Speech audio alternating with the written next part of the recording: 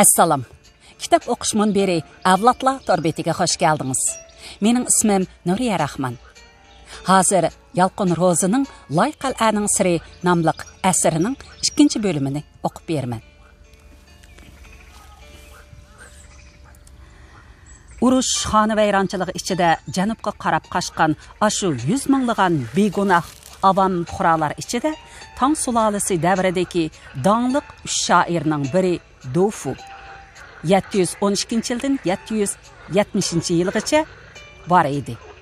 O yurak so'zim degan she'rida o'zining echinishli holatini mundaq ifodalagan. Ha, yaxshi turdinglarmi? Asarni boshlamni ko'kraydi ekansizlar. Bo'l qilinglar.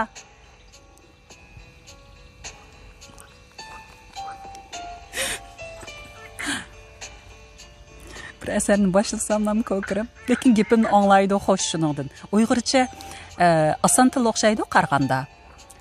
Mushlar gap qilsam gapimni anglaydi har holda. Balki ko'krab ketmaydi, darhol to'xtaydi. Jim bo'linglar. Dofu yurak so'zim degan she'rida o'zining echinishli holatini mundaq ifodalagan. Yoz kelib bosqanda yerni o'tga yo'l ilib qochdim badar mag'rib tomon. Putdi kandirkash ucham juljul edi, qildi qubul meni shu turqimda xon. Orda ham do'stlar ichindi menga bak, kaptu deb gür og'zidan esan aman.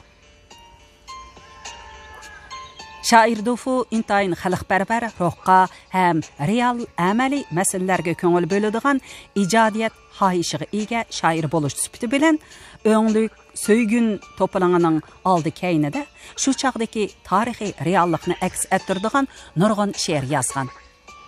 Keyingilar Dofuning bu xildagi she'rlarini ta'riflab she'riy tarix deb atashgan. O Chang'an shahri qo'ldan ketgandan keyingi echinishliq reallikni aks ettirgan makonsiz qolgandagi judolik, paloq urib xanyonga berish degan she'rlarda mundaq misralarni yozgan. Tianbao yili o'nglik so'ygun g'ovg'a payti, cho'ng kichiklar pitirab har yon qechib ketdi. Ma'limizda 100 o'ylikdan qolmay biri bağ barangni xoxa yantaq besib ketdi. Hayatlarning izlariga bo'lmay tugal, o'lganlarmi yer taktida chirib ketdi. Qo'shonimiz jangda bo'lib terib eran, shu qaşqancha qadimim o'z yurtga yetdi.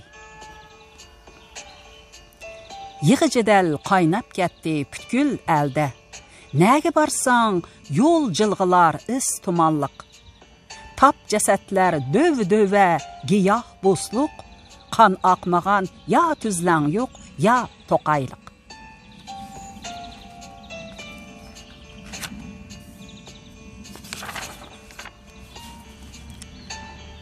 Nihoyatli qoldi bunda hammasi ketdi uchib. Uzat qili chiqmas birarsi yotudu qo'rqib mökib. Qoldi kishanab o'tira iqlimda Rumlarning eti, qancha ko'z tiksang yiroqqa ko'rinmas giyohi chöp. Bu seriqbosh di qavmining farzandlari g'arbi qasnoqdan kelib qildi parakanda ajab. Ot minissa to'p bo'lib, g'o'y qilib o'tar uyan, agri yodin o'q o'zar turar qilishlarni bilib. Qolmadi bu qishlig'i 10 uyda bir yosh yigit. Aqtiqan Çintav yerida suv bo'lib dolqullanib. Bipayan vada yatar timtas yo'q jangdan derak, 40 ming lashkar bir kun ichida ketdi o'lib.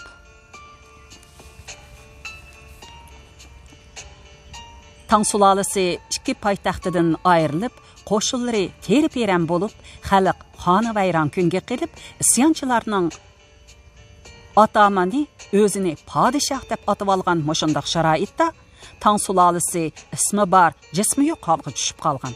Uning ustiga Tang sulolasi ig'ir holda qolgan mushundaq jiddiy paytda Qo'shuxondan qutulgan tübütlar fursatparastlik qilib, Gansu tarafdan hujum qilib, zamin egallab olish ko'yga kirgan.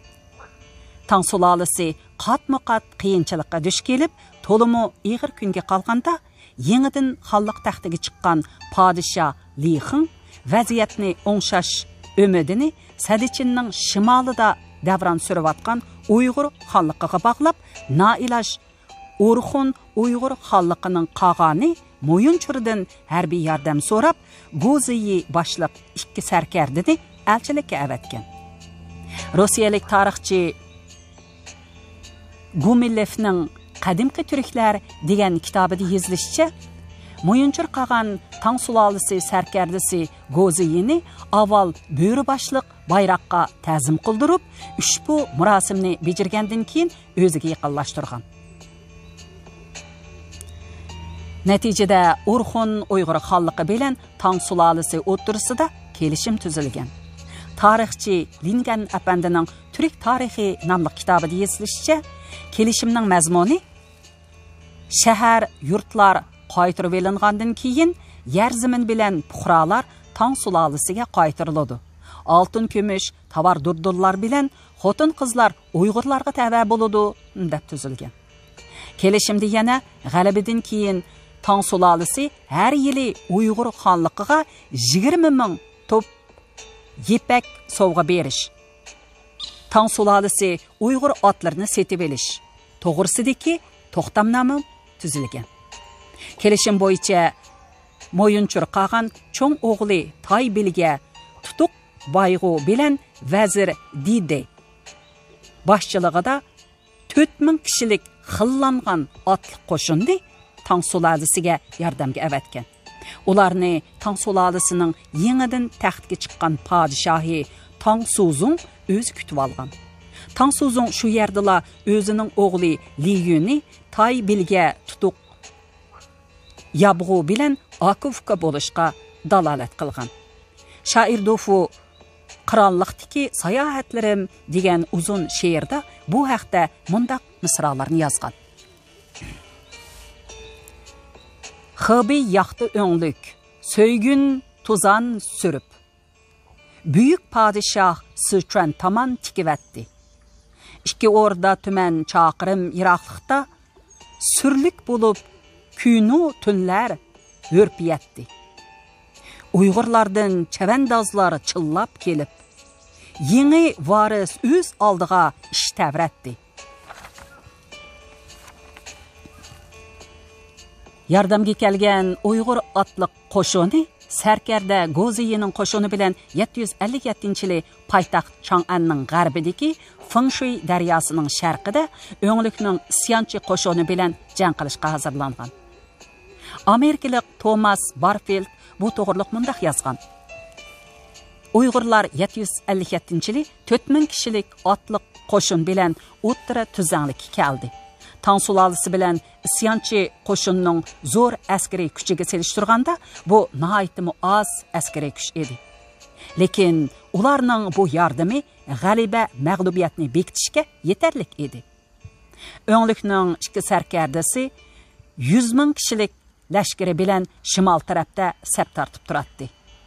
Sarkarda Go'ziyi boshchiligidagi Tang sulolisi qo'shinining sepi 30 chaqirimga so'zilgan edi. Dastlab o'nglik qo'shinining sarkardisi Li Guirin hayva bilan kelib Tang sulolisi qo'shinisiga hujum qilib, qattiq ansizlik paydo qilgan. Mushundaq vaziyatda Uyg'ur qo'shini tuyuqsiz orqadan hujum qilib, qaroqchilar qo'shinini yer bilan yakson qilgan. Tushdan tortib qorong'i tushgacha qaroqchilardan 60 mingi o'ldirilgan. Bu qitimqi urushda to'polonchi qo'shinning Shanshi tavasidagi kuchi ig'ir talofatga uchragan. Shuning bilan Tang sulolisining poytaxti qaytadan Tang sulolisining qo'liga o'tgan. Bu chaqda Chang'anda o'zini podshoh deb atib olgan o'nglikning ikki ko'zi qarg'u bo'lib qolgan bo'lib, shu sababdan jilxo'r bo'lib ketgan. Kichkina ishlarga mo'terkib odam o'ldiradigan mutham odatga ko'nib olgan. Bir qitim o'g'li bilan ikkisining o'rtasida talash tortish yuz berib, u o'g'lini o'ldirmoqchi bo'lganda, o'g'li Anching shu tarafidan o'ldirilgan. Fengshui daryosi bo'yidagi urushda o'nglik qo'shini ig'ir talafetga uchirgandan keyin Chang'anni tashlab Loyang'a qaçqan. To'polonchilarning hashpashligicha mag'lub bo'lib Chang'anni tashlab qechishi Tang sulolasining avam puhralarini qattiq shatlantirib etgan. Shoir Dufu bu chaqda Shimolga safar degan mashhur she'rni yezib, Uyg'ur qo'shinlariga atab mundaq misralarni putgan. Kaptu 5000 lashkari sap-sap bo'lib, bir tumancha org'imoqni choptirib. Lashkari Uyg'urlarning shunqar ekan, yov sepiga o'qsiman uchar ekan. Shoh umidini ularga bog'ladi. Boshqacha gapga quloqmi solmadi. Bu chaqda Uyg'ur qo'shinlari boshda tuzishgan kelishimdagi shart bo'yicha Chang'an shahrini bulang-talang qilmoqchi bo'lganda, podshohning Uyg'ur shahzodasi bilan aka-uka bo'lishgan o'g'li Liyu Sharqiy Ostona Loyangni qaytarib olish urushiga yordam qilib, ondan ikki ostonani xohlagancha bulang-talang qilib olish to'g'riliq taklif bergan. Shoir Dufu garchi ikki taraf o'rtasidagi ishki kelishimdan xabarsiz bo'lsa-mu, ammo Uyg'ur qo'shinlarining Loyangni qaytarib olish urushiga qatnashishini toza xohlamagan. U bu andishilik hissiyotini tövandagi misralarga putgan. Bizga sheriklikka xon moyil ekan, ot minishga lashkari qobil ekan. Bilsimi ularni deb ming qaysaron, qancha oz keltirsa afzal begumon. Alg'ili Loyangni kuch ketmas edi, balki Chang'anga hujumla bas edi. Amdiki urush Sharqiy Ostona Loyangni qaytarib olish urushi edi. Bu qitimqi urush muhim harbiy baza Shindian qal'asida bo'lgan. O'nglikning o'g'li Anchingshu bu yerda 100 ming kishilik lashkar bilan Tang sulolasi qo'shinining sharqqa yurish qilishini to'smoqchi bo'lgan. Tarixchi Liu Zishao apandi kitobida Elni idora qilishning o'rnaklari nomli mashhur kitobining 220 jildida qoldirilgan bu qitimqi urush to'g'risidagi mono xotirini naql olgan. Go'ziyi sardorligidagi Tang sulolasi qo'shini Shindiyanda banditlar bilan uchrashganda, banditlar tog' bo'yida sap tuzgan edi. Go'ziyi dastlabki urushda o'ngishsizlikka uchirdi. Banditlar tog'dan tushib hujumga o'tdi. Uyg'urlar tog'ning janubidan banditlarning orqa tarafiga hujum qilib, jahonni chang-to'zon qaplab ketgan ahvolda banditlarga qaritib, yodin 10 nech tal o'q uzgandan keyin banditlar vahimga tushib, Uyg'urlar keldi deb cho'qan selishib, teri-peran bo'lib ketdi. Podshohlik qo'shin bilan Uyg'urlar banditlarni iskanjiga elib, ularni ig'ir talafotga uchratdi. Dushman jasadlari butkul dalani qaplab ketdi. Dangliq klassik asar Elni idora qilishning o'rnaklaridagi bu xotiridan qisman farqli holda Gomilov Qadimki turklar degan kitobida 4000 otliq Uyg'ur chavandozlarining yana 4000 otning quyruqiga shox-shumbularni chigib, yiroqdan chang to'zitib, sura hayva paydo qilib, dushmanni qo'rqinchga solganligini, orqadan yov qo'shiniga bo'randek bostirib kelganligini, yov qo'shini Uyg'urlarning ajallik zarbasiga uchirmay turibla, Uyg'urlar keldi deb qochqanligini qayd qilgan. Bu qitimqi zarba orqali Tang sulolasi Loyangni qaytarib olgan. Uyg'urlarning yordamga kelgan 4000 kishilik qo'shinining tangdoshsiz botirligi natijasida 20 kunda Tang sulolasining ikki poytaxti qaytarib olingan. Tang sulolasi Uyg'ur qo'shinlarining to'polonni bostirish davomida ko'rsatgan to'kpilarga yuksak baho berib, nazm xotirlar pitishgan. Tarixchi Liu Zishao apandining kitobida Yangi Tangnoma nomli asarning 217-jildidan elingan mundaq ikki kuplet she'r misol qilingan. Xalq xatar kelganda boshqa bo'ldi hamdam bir niyat, jangda ko'rsatdi jasorat, to'pisi bo'ldi behat. Gerçi tursaqmı jiraqda köңlimiz rişti tutaş, ta əzəldən körülüb baqqan emas bundaq sübət. Biz üçün çəkdi capa şərtsiz kerib kökrəkniken, almadı artıq nesibə xizmeti üçün faqat. Ay bilen künge ularni boludu təngləşdirib, yaşıgay pəziliti əvlatdın əvlatqa əbəd.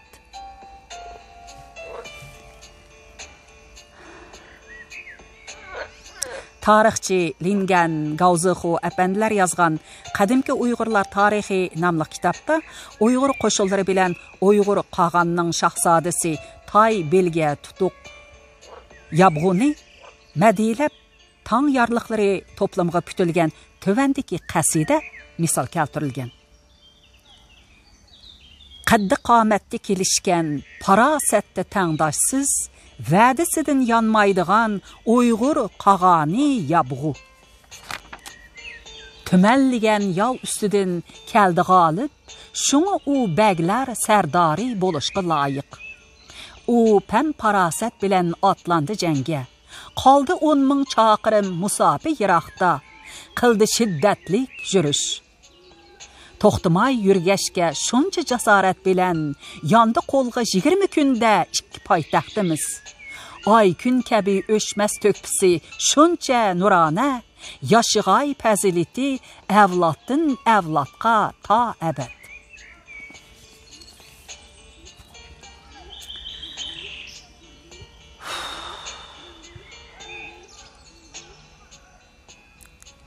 Orxun Uyghur xalqının atlıq ləşkərləri iki xalqның həmkarlıqlı, dostluqı tarixiga zor töhfə qoşqan bolsumu, amma axırda əfsusnarlıq və sahibini payda qılğan.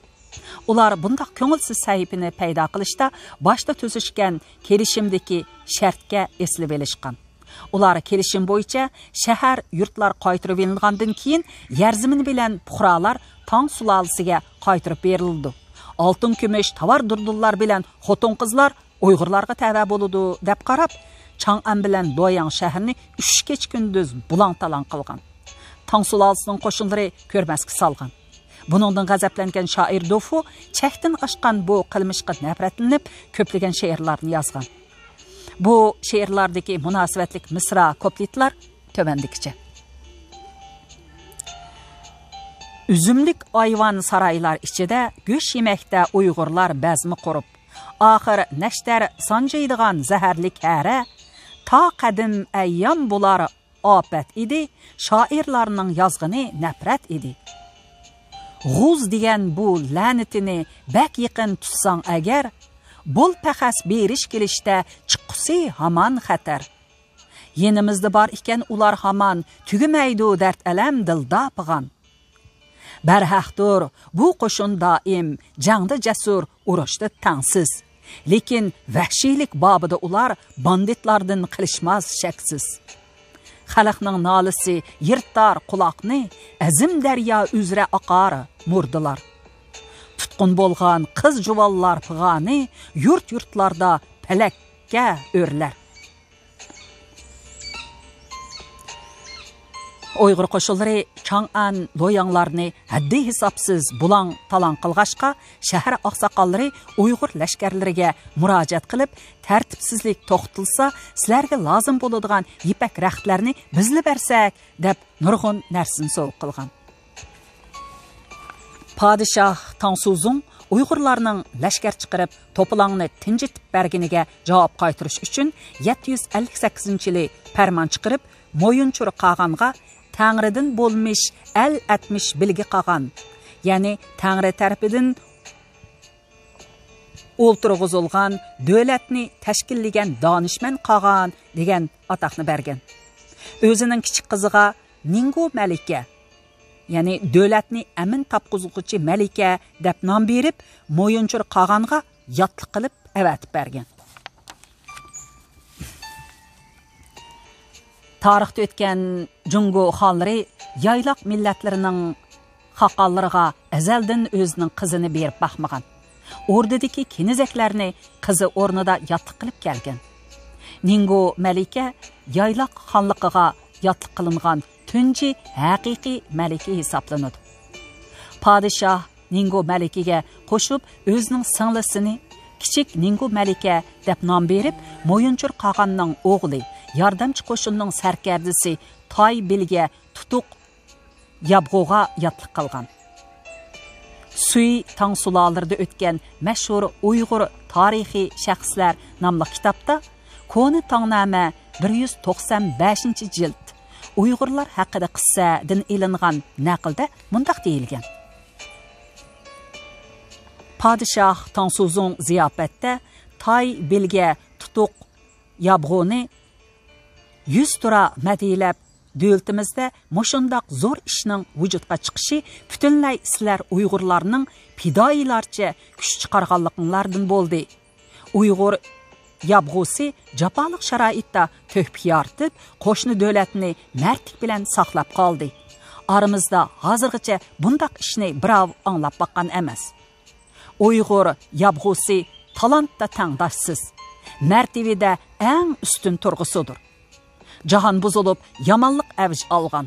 O'tir iqlim qo'limizdan ketish oldida turgan bir paytda Xaqonimiz qo'shin tortib chiqib, pam-parasat bilan yovuz dushmanlarni jazoladi.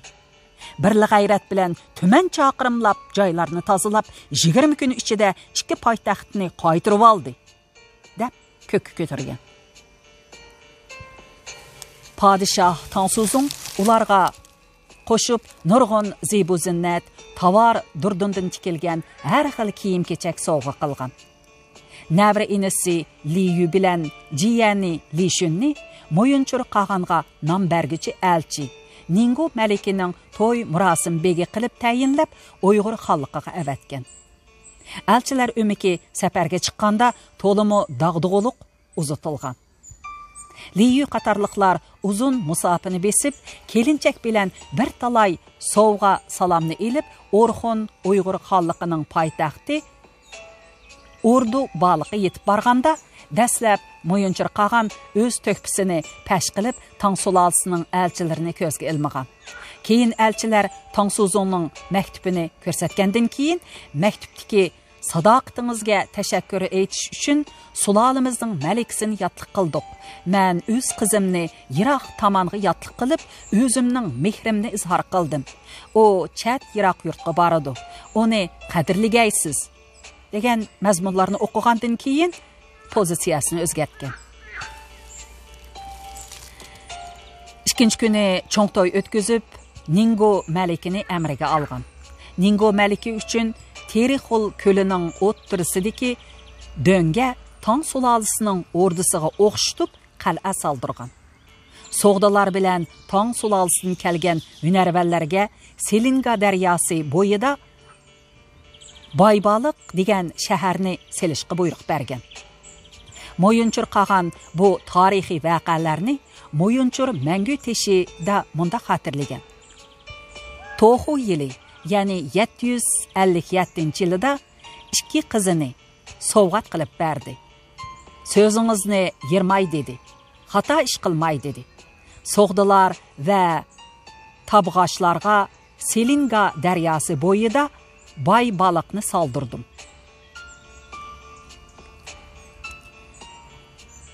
Tang sulolasi halokat xarakterlik xavfga duch kelib, harbiy kuchi mislsiz darajada ojizlab, yatlarga taqobil turg'udak majoli qolmagan qiyin ahvolda qudratlik harbiy kuchga ega Orxon Uyg'ur xonligi fursatparastlik qilib Tang sulolasining zaminlarini egilib olish qo'ydi bo'lmasdan, mardonlik bilan yordam qo'lini sunib, Tang sulolasining yo'qolish xavfidan qutqizib qolgan. Orxon Uyg'ur xalqining bundoq o'chmas to'hpisi ayni vaqtdagi nupuzliq kitoblarga madhiylar bilan kutilib qolmasdan, keyingi kunlardami bir qism tadqiqotchilarning asarlarida ko'k ko'tarilib maqtalgan. Masalan, Bo'ri Totimi nomli dangliq asarning avtori Jang Rong yuqorqi kitobning oxiridagi idrokiy izlanish degan bo'likida mundaq yozgan. Biz Xanzolar yayloq millatlarining butkul Junxo millatiga qo'shgan ulug'vor to'hpisini to'liq tonishimiz va to'liq muayyanlashtirishimiz, Yaylaq böğürlərə və yaylaq millətlərə rəhmət etişimiz, ulardan öyrənişimiz kerak. Yaylaqqa, yaylaq böğürlərə və yaylaq adamlarga ən zor miqdarda qarz төлüşimiz kerak.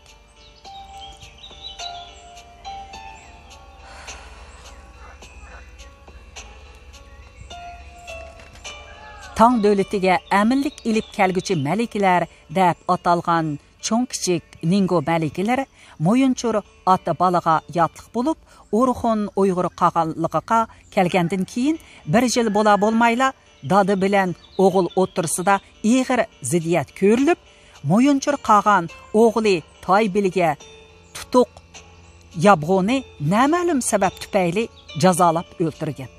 Özümü arqıdilla u alamga safar qilgan. Moyunchur qağanning ikkinchi o'g'li edigan Moyuy Bögü qağan degan nom bilan 759-yili taxtga o'ltirib, 779-yilgacha 20 yil davron surgan. Ajoyib qiziqarli ham murakkab syujetga ega kino, televiziya teatrlarini ishlashga, tragediyalik mazmunga ega roman qissalarni yozishga material bo'ladigan bu vaqa hadislar dal Porbachin qal'asining yasalishidagi sirni tushuntirib berdi. Rossiyalik arxeologlar qidirib topgan tepilmalar va 3 parcha tosh putukning mazmuni tadqiq qilinib, kitob bo'lib chiqqandan keyin Porbachindan iborat bu loy qal'aning siri texmo ro'shan echilg'usi. 2008-yili 6-oyda yozildi.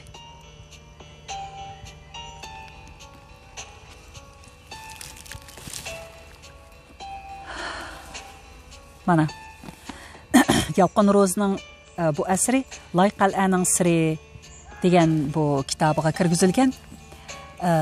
Kitap o'qish munbirimizda Yalqınning 20 parchadan ortiq asarni o'qib tayyorladim. Fursat bo'lsa, olmagan bo'lsanglar bir anglab chiqishinglarni chin dilimdan umid qilaman.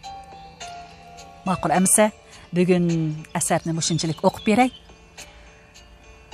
Bizning bu ordini qal'ani bir ko'rsatib qo'yaman oxirida. Ma'qul amsa, omon bo'ling. Bu yerda o'tirib o'qib berdim. Mana ma kichik ko'l hozir aniq ko'rindi ekan. Mana ma qal'a bir aylanib kelaylik.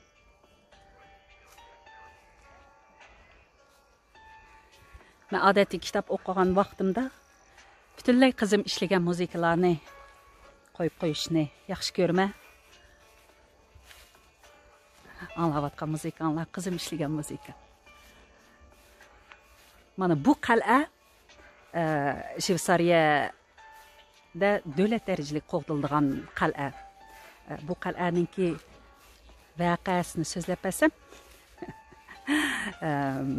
amaliyotda bir xon deymiz, ham shu vaqtdagi bir xon, bir nihoyat chiroyli go'zal malika bilan to'y qiladi ekan, lekin keyin malika bolalik bo'lmaydi ekan.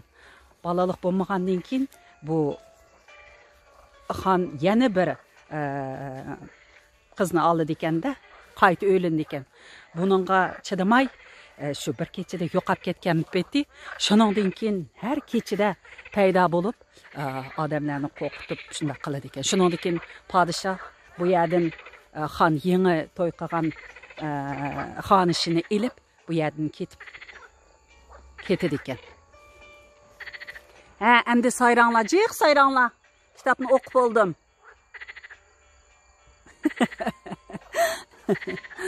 Ana shunday chiroyli odamlarni yo'q. O'tchoplar shunday o'sib ketibdi.